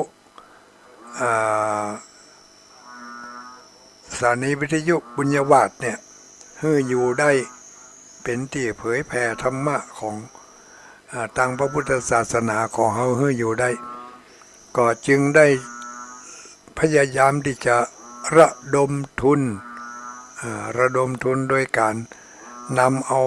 ขี้ผึ้งไปจำหน่ายให้แก่ศรัทธาญาติโยมได้บูชากันแผ่นละ20 บาท20 บาท20 บาทเนี่ยเอาไปเป็นกาขี้ผึ้งที่ไปซื้อของเปิ่นมาเอาไปเป็นกาวัสดุอุปกรณ์ในการหล่อเทียนเอาไปเป็นกาถวายพระสงฆ์องค์สังฆเจ้าที่เขาจะได้เอาเทียนไปถวายเอาไปเป็นกาสนับสนุนทุนการศึกษาในโรงเรียนวัดตุงปงเอาไปสนับสนุนสถานีวิทยุมจรลำปางนี่โอ้20 บาทนี่หอมจัดหลายตีเลยญาติโยมทั้งหลายเนี่ยก็คงจะฟังตั้งสปอร์ตตั้งสถานีที่เพิ่นได้ออกรายการกันออกประชาสัมพันธ์ก่อนที่จะเข้ารายการหรือว่าหลังที่จบรายการไปแล้วเขาจะได้ยินเสียงสปอร์ตโฆษณาว่าอย่างไรพระนักเผยแผ่เจ้าหน้าที่ทีมงานสถานีวิทยุอย่างมื้อเนี่ยขอเชิญชวนหล่อเทียนพรรษาก็ในสปอร์ตมันใช้เวลาสั้นๆญาติโยมทั้งหลายก็บางทีก็ฟังไปอาจจะสับสนอยู่พ่องก็จะขอขยายความขยายความให้ได้เข้าใจกันอย่างอีกบางคนก็ฟังแล้วก็งงอันอย่างเมืองปานก็เดี๋ยวกับเมืองปานก็เดี๋ยวกับลำปางก็เดี๋ยวก็เมืองฝางมันยังได้กันแน่นี่นะเดี๋ยวก็จะรอเทียน9 เล่มแล้วจะถวายเทียน15 เล่มหมายความว่าจะได้งงนี่นะเพราะว่าเพิ่นใจสปอร์ตนั่นจะมาอธิบายให้มันละเอียดมันบ่ได้เวลามันจำกัดเนาะก็จะขอบอกให้อย่างอีกวันที่15นั่น อุบาสกอุบาสิกาพระสงฆ์องค์สังฆเจ้าได้ไปร่วมกันขอเชิญไปร่วมกันรอเทียนการรอเทียนเนี่ยเขาจะรอ9 เล่มรอ9 เล่มแบบพิมพ์ของเทียน9 เล่มนั่นจะเอาลูกวัดม่อนจมพอไป9 เล่มไปส่วนกะละมังถังเปหม้อขางอย่างนั้นทั้งพุ่นเป็นจัดการเอาขี้ผึ้งที่เขาปูจากันเนี่ยเอาไปใส่ในหม้อต้มเนาะต้มพอมาเป็นน้ำลองแรงแล้วก็ตักจากหม้อขางหม้อต้มนั่นเอาไปใส่ในกระบอกทุกคนนะที่ได้ไปหันก็ได้ไปร่วมกันรอวันนั้นเขาจะรอ9 เล่มนะที่ทำพิธีรอนั่น9 เล่มนี่เข้าใจเนาะแล้วในวันนั้นวันรอเทียนนั่นทางพระนักถือเผยแพร่แล้วก็ทีมงานตลอดจนถึงพระเดชพระคุณท่านเจ้าอำเภอเมืองปานได้จะได้นิมนต์หัววัดหัววาต่างๆที่อยู่ทะเลทับใกล้นั่นจำนวน15 วัดจำนวน15 วัดมานั่งเป็นแถวอยู่บนอาสงฆ์หั่นแล้วต่างพระนักเผยแพร่แล้วก็ศรัทธาญาติโยมของหมู่เฮาทั้งหลายเนี่ยทุกผู้ทุกคนเนี่ยเขาจะได้ถวายเทียนพรรษา15 เล่มถวายกับพระสงฆ์องค์เจ้าที่เพิ่นนั่งอยู่บนอาสนะหั่น15 ตนถวาย15 เล่มรวมถึงวัดตุงปงด้วย15 เล่มเทียน15 เล่มนี่บ่ใช่เทียนที่รอในวันนั้นเทียนที่รอในวันนั้นนี่เขาจะเอาไปถวายเต็มที่นึงเดี๋ยวจะบอกมาลุ้นในวันที่รอเทียนนั่นน่ะวันที่15เนี่ยกิจกรรมอันที่1ก็คือรอเทียนกิจกรรมอันที่2ก็คือตานเทียน15 เล่มนี่มีเจ้าภาพแล้ว อ่าโดยแจ้งความประสงค์มาทางธรรมพครูอาจารย์บรรยงอาจารย์ธรรมพครูอภิวัฒนวิกรมแล้วก็ธรรมพคุณเจ้าตุนอื่น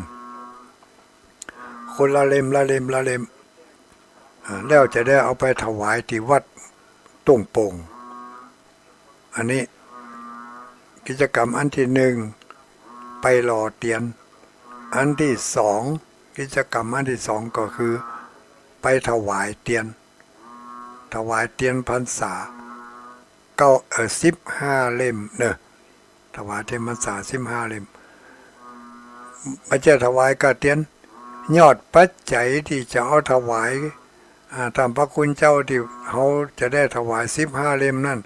เขาก็มียอดปัจจัยถวายไปด้วยตามสมควรแก่น้ำแก่เนื้อเล่มละ5 บาท10 บาทก็ว่าไปเนาะอันนี้ก็จบนะวันที่15นั่นจบแล้ววันที่15นั่นมีกิจกรรมแบบอันหนึ่งก็คือท่านพระคุณเจ้าพระนักเผยแผ่นักเทศนักเผยแผ่นักจัดรายการตั้งสถานีวิทยุนี่จะได้ไปใจเวลาในขณะที่กำลังรอเตียนนั่นนะหรือว่าในเวลาเมื่อไปถึงแล้วจะใจเวลาพบปะกับศรัทธาญาติโยมอุบาสกอุบาสิกาทั้งหลายทุกตนทุกองค์ที่เปิ่นไปหั่นจะแบ่งเวลาให้กันได้พบปะกับศรัทธาญาติโยมตามสมควรจะนักน้อยก็แล้วแต่ขอให้ทุกตนทุกองค์ได้ได้พบปะอนุโมทนาขอบคุณขอบใจกับศรัทธาญาติโยมจะได้รู้ว่าตนได้ชื่อมันหยังออกรายการเวลาใดวันหยังอันนี้กิจกรรมอันที่3ในวันที่15ที่วัดตุ่งโป่งเวลา 14-15 นาฬิกา15-16 นาฬิกาหรือว่าบ่าย3 โมง4 โมงก็เป็นอันว่ารอเตียนแล้วเรียบร้อยเตียนเก้าเล่มนั่นศรัทธาญาติโยมที่เฮาพากันไปหั่นเฮาช่วยกันรอคนละน้อยรอจนครบหมดแล้วบ่มันเต็มบ้องเต็มเบ้าแล้วบ่เฮาก็หยุดพอมันเต็มแล้วก็ยั่งพอเต็มแล้วก็ยั่งศรัทธาญาติโยมทั้งหลายก็ปากันเลิกลาพระสงฆ์ปิกบ้านไผบ้านมันพระสงฆ์องค์สังฆเจ้าก็กลับบ้านกลับช่องของไผของมันของวัดวาของแต่ละตนเนาะทุกลุงก็จะได้หอบเอาเตียนเก้าเล่มนั่นใส่รถปิกมาเวียงป่าเป้าเพ่เตียนเก้าเล่มที่รอใหม่นั่นนะจะต้องยกขึ้นรถแล้วก็เอามาเวียงป่าเป้าเพ่ปะเนาะ2 วัน 3 วันหัวจะได้แกะแล้วก็จะได้ฮือศรัทธาญาติโยมเขาประดับประดาตบแต่งเนาะตบแต่งเตียนอันใดมันบ่ดีบ่งามอันใดมันบ่เหมาะอันใดมันปูดมันแมนเขาก็จะได้แต่งลวดแต่งลายอย่างเงี้ยใช้เวลาแต่งใช้เวลาประดับก็ประมาณ1 เดือนพอถึงวันที่13 เดือนสิงหาคมเข้าพรรษาไปแล้ว10 กว่าวันเขาจะได้เอาเตียนเก้าเล่มเนี่ยไปถวายที่วัดพระบาทอุดมน้ำบ่อสาวาจำนวนอยู่9 เล่มนี่ก็9 วัดเนาะ จะมีวัดใดพ่องนั้นก็แล้วแต่พระเดชพระคุณท่านเจ้าคณะอำเภอเป็นจะนิมนต์มารับเอาที่วัดพระบาทอุดมมันพร้อมกันนั้นเขาก็จะมีการตั้งต้นผ้าป่าถวายยอดเตียน ถวายยอดเตียนต้นผ้าป่าถวายยอดเตียนที่รายได้ที่เมืองปานนั่นก็เอาลาบไปบุญเลยนะบอกเอามาสักบาทที่เมืองปานก็พอเมืองปานแล้วทีนี้มาถึงวัดพระบาทอุดมก็ตั้งเอาต้นขามาตั้งทำไมเอาไม้เสียบไม้เหี่ยวมาตั้งทำไมไผจะให้จะหอมยอดเตียนเนอตอนนี้เขาจะได้ตานเตียนแล้ววันที่13 สิงหาได้ตั้งต้นผ้าป่าตัวตั้งเอาเป็นยอดเตียนเมื่อแบ่งสรรปันส่วนถวายยอดเตียนแล้วก็ยังมีการเหลืออยู่เขาก็จะได้เอาไปช่วยสมทบในการบูรณะปฏิสังขรณ์วิหารพระเจ้าละแข่งจะได้นักได้น้อยนั่นมาอ่านกันได้กระเบื้องแผ่นหนึ่งก็ยังดีเนาะได้กระเบื้องแผ่นหนึ่งก็ดีหรือว่าจะได้ประตูสักบานหนึ่งก็ดีได้หน้าต่างสักช่องหนึ่งก็ดีหรือจะได้อันยังก็แล้วแต่ละได้ต่อได้ก็เต่าอันก็โดยน้ำคิดน้ำใจของหมู่เฮาชาวพุทธทั้งหลายในวันที่13 สิงหาเขาจะได้เอาเตียน9 เล่มนี่ไปถวายที่วัดพระบาทอุดมน้ำบ่อสาวานี่ถ้าต่างงั้นถ้าต่างสปอร์ตเพิ่นจะมันก็จะใช้เวลาเหมือนก็จึงฟังเหมือนซับไปซับมาซับไปซับมาอันนี้ตุลุงก็มาได้มาขยายความแยกสรรปันส่วนออกมาแล้วญาติโยมเขาทั้งหลายก็คงจะเข้าอกเข้าใจกันเนาะตามสมควรการทำบุญหล่อเทียนพรรษาเป็นการให้แสงสว่างเป็นการให้แสงสว่างเป็นการบูชาพระรัตนตรัยพระแก้วเจ้า3 ประการโดยการให้แสงเทียนส่องทางแสงเทียนส่องทางการให้แสงสว่างเหมือนกับการให้ดวงปัญญาการให้ประทีปแสงสว่างเหมือนกับการให้ดวงปัญญาแล้วทีนี้เขาก็จะอยู่ที่เขาตั้งอกตั้งใจอธิษฐานข้าพเจ้าได้ถวายหอมเทียนหอมขี้ผึ้งหล่อเทียนภาษาในปีนี้ขอตั้งจิตอธิษฐานเกิดมาในภาวะภพใดชาติใดแม้แต่ชาติปัจจุบันนี้นับตั้งแต่วันนี้เป็นต้นไปก็ขอให้มีดวงจิตอันแจ่มใสมีดวงใจอันสดชื่นมีดวงตาอันสว่างไสวจะไปให้มีขี้หูนาขี้ตาแจ๊ะ ขอจะไปให้ตาจะไปให้มันมืดมันมัว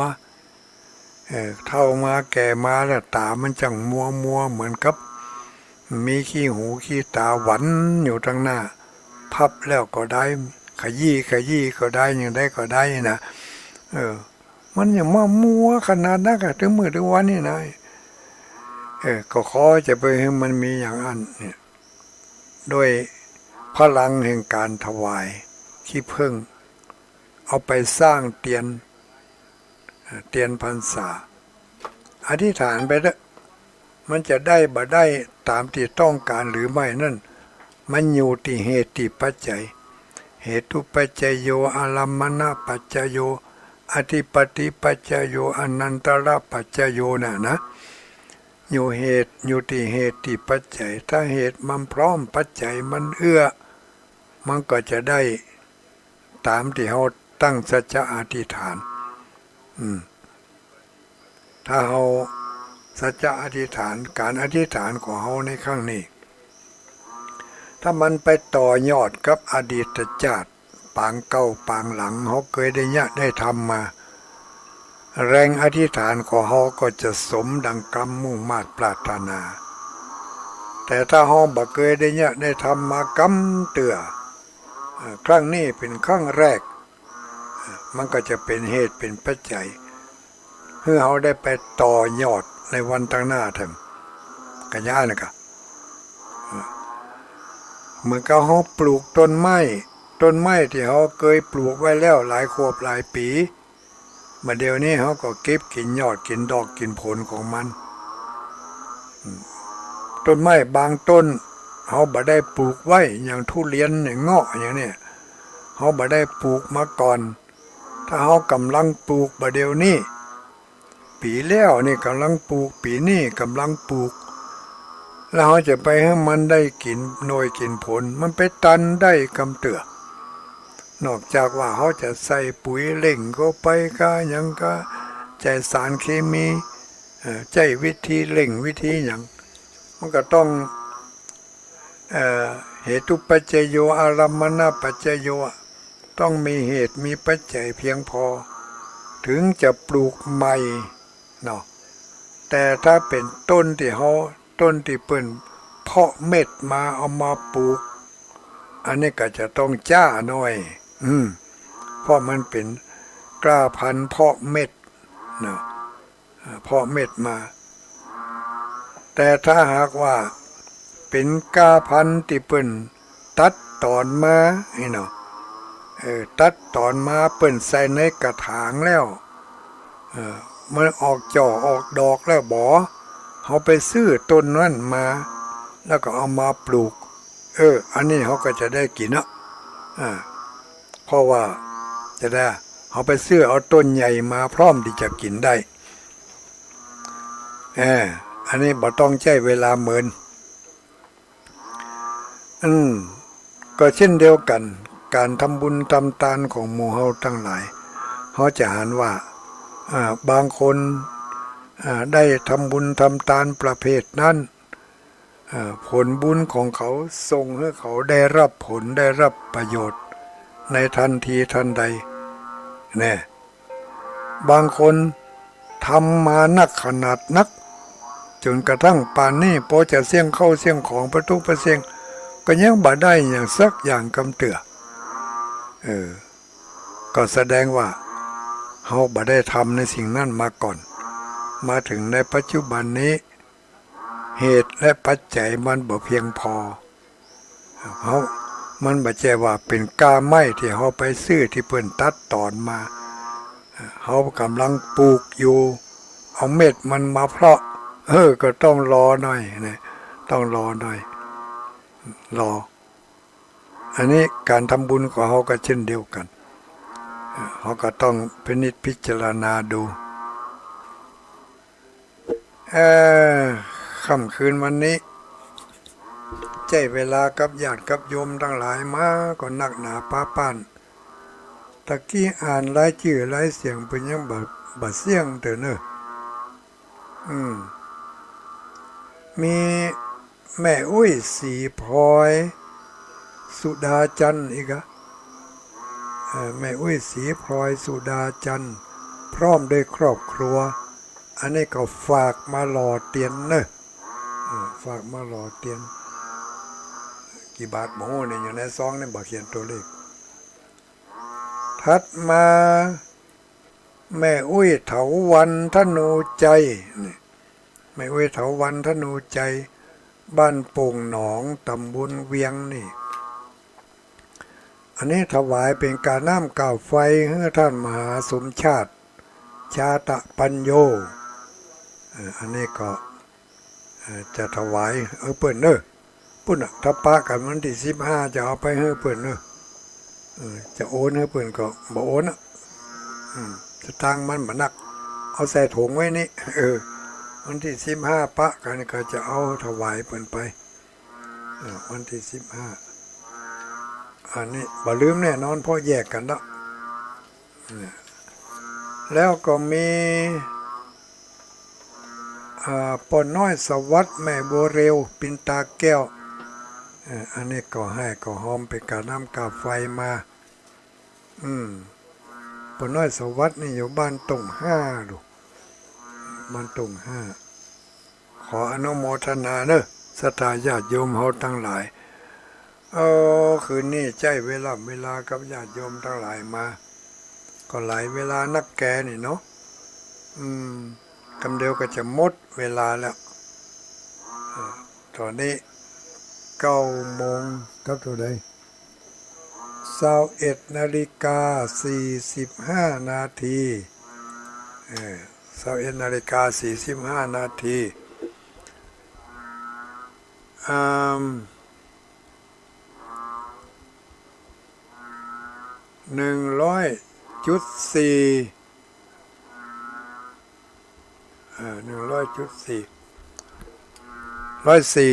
100.4 วัดฝ่ายหินครับ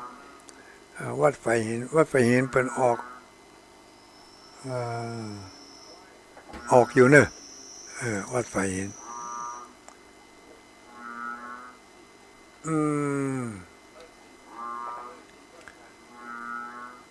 อนุโมทนาขอบคุณท่านพระครูชุลทานแจ้งข่าวมา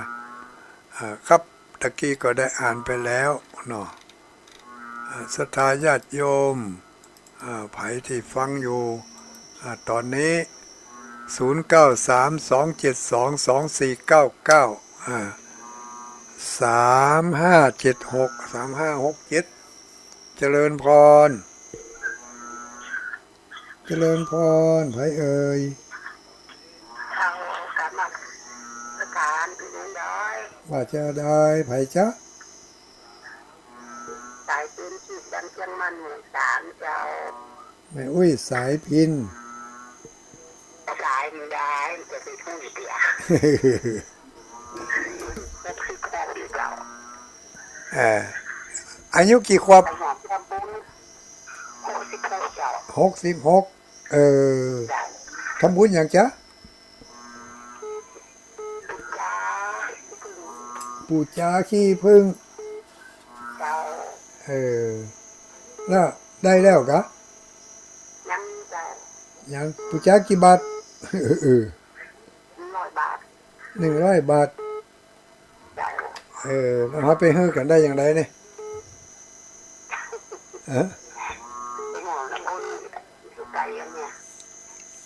จะได้ไปช่วยกันก็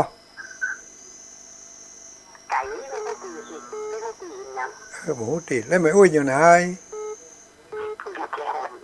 แจ้โฮมก็ลายดอยฮั่นบ่ได้รู้เมืองปานกับแจ้โฮมคนลายดอยอันฝากไม่อุ้ยนั่นก็ได้รู้ไม่อุ้ยฟ้องแม่อุ้ยฟ้องน้ำสกุลหูลืมไปเหี้ยเดี๋ยวตูลุงจะจดแม่อุ้ยโทรมาหาตูลุงทำไมเนาะฮะแล้วไผกดเฮิมเดี๋ยวนี้กดคนเดียวธรรมดาถ้าจบรายการแล้วแม่อุ้ยโทรมาทำไมเนอะเพราะตอนนี้อู้ยาวมาได้เนาะเดี๋ยวมันจะเข้ามาสาธุพูดก็ได้เจริญพร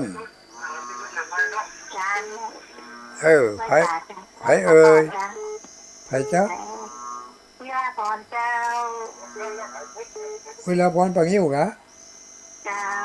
ความปังยิ้วเจ้าเวลาพรฝากไปมาอย่างกระเต้าจะฝากไผฝากไปตรงๆกันก็แล้วตัวว่าจะเอาว่าตัวที่อย่างก็ที่ก็สุพรรณพอดีว่าเจ้าก็จะไปเลยอันนั้นฝากกันไปหอมตอนนั้นเนี่ยหอมอย่างเขาหอมเปิ่น คำว่าสัญจรเนี่ยหรอ ไม่เป็นไร ไปตาตัวนี้เนี่ยใจแม่ตาต่ออันได้เอาไม้เปลือกให้แม่อีก บ้านโป่งทีวีก็ได้เนอะ จ้า อนุโมทนาเนอะสาธุสาธุเอาสายอื่นเข้ามา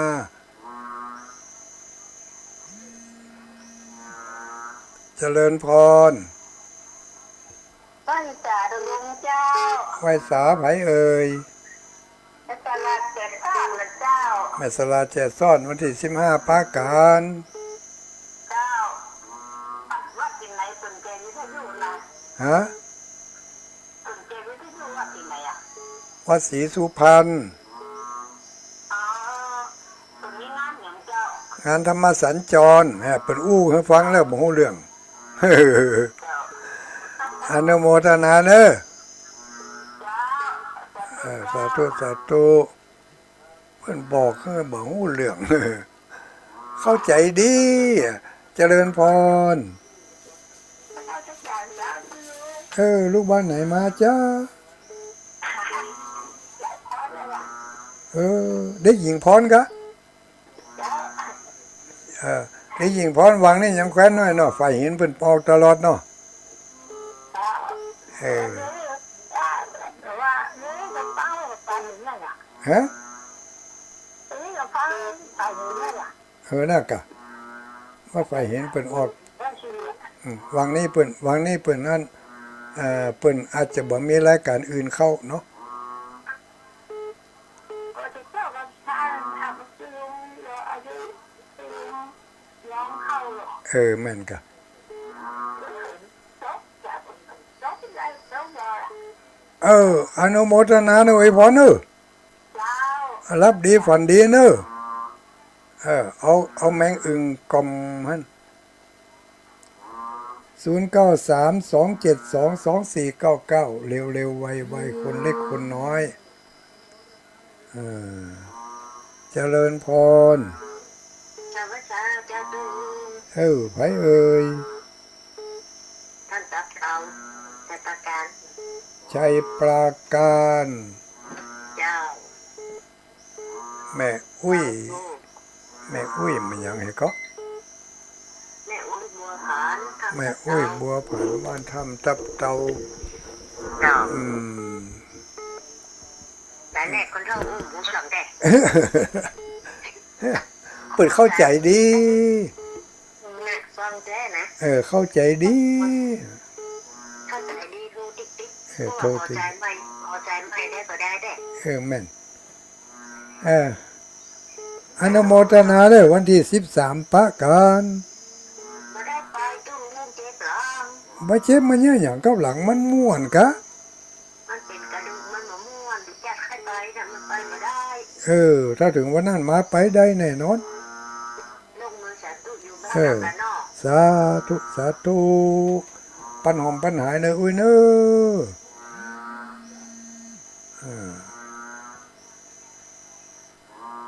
เจริญพรไผเอ่ยคุณโยมแม่สายทองโทรศัพท์จะได้หูนี่โทรศัพท์จะได้หูมันบ่ดังเห็นละดังได้ยินอยู่ตกแต่เจ้า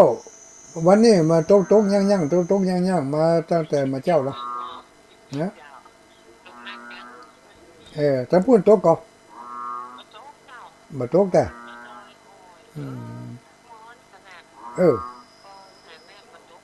พออันแหมสักวันวันผูกวันฮื้อปุ่นจะตกก็พยากรณ์อากาศว่าจะมานักแล้วนี่อนุโมทนาเนอะเสือทองเด้อสาธุสาธุเจ้าเหลือเวลาอีก1 นาที ก็จะได้ตัดรายการเจริญพรรายสุดท้ายใครเอ่ยครับผมไผนะไผจากพะเยาปน้อยสว่างนะ มาใจครับอันกี่ลุงพร อ๋อ ลุงพรวัดบ้านอย่างก็บ้านพระ วันสันปุเลย เออบ้านสันปูเลยตำบลอย่างนะ ตำบลสันปะม่วง ครับ อำเภอเมือง อ๋อ สันปะม่วงอำเภอเมือง ตำบลสันปะม่วงนี่มันอยู่ทางใดพะอยู่ทางใดกว้าน อยู่ลายกวาดตะวันตกครับ อยู่หลายกว้านตะวันตก ครับผมมาดาราเราโยนอ่ะ อ๋อตั้ง อ่าตั้งบ้านอย่างก็ที่เปิ้นเจาะหินแปลงพระเจ้าเนี่ย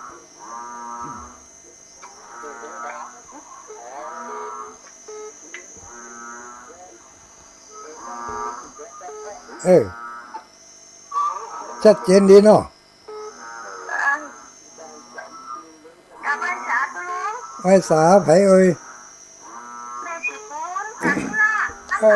เออ ตาของกันเนี้ยจะมาละปาง อัลโลชัดเจนดีเนาะ เนี่ยนะ ฮะ เขาคิดเป็นหูคิดเนี่ยตุลุงกับบ้าห้าม เออ เป็นจะได้ มันเป็นจังได๋โทรศัพท์มันล้วนน่ะ จ้ะ ก็เฮาเปิดฮับมันดักไปแหอ่ะอ้าว ตุลุงตุนะ แยกย้ายกันแต่นี้ก่อนเนาะ จ้าจ้า เขาก็จะได้แยกย้ายกันละอำลาศรัทธาญาติโยมทั้งหลายเนอกุศลใดบุญใดที่ได้กระทำบำเพ็ญมา ขอกุศลนั้นบุญนั้นปกปักรักษาศรัทธาญาติโยมเมื่อได้มีอายุวันนะสุขภาละหิมาก้าขึ้นเหมือนกันกูคู่กูคนเนอจัตตารโอธรรมาวัฏันติอายุวันโนสุขังปลัง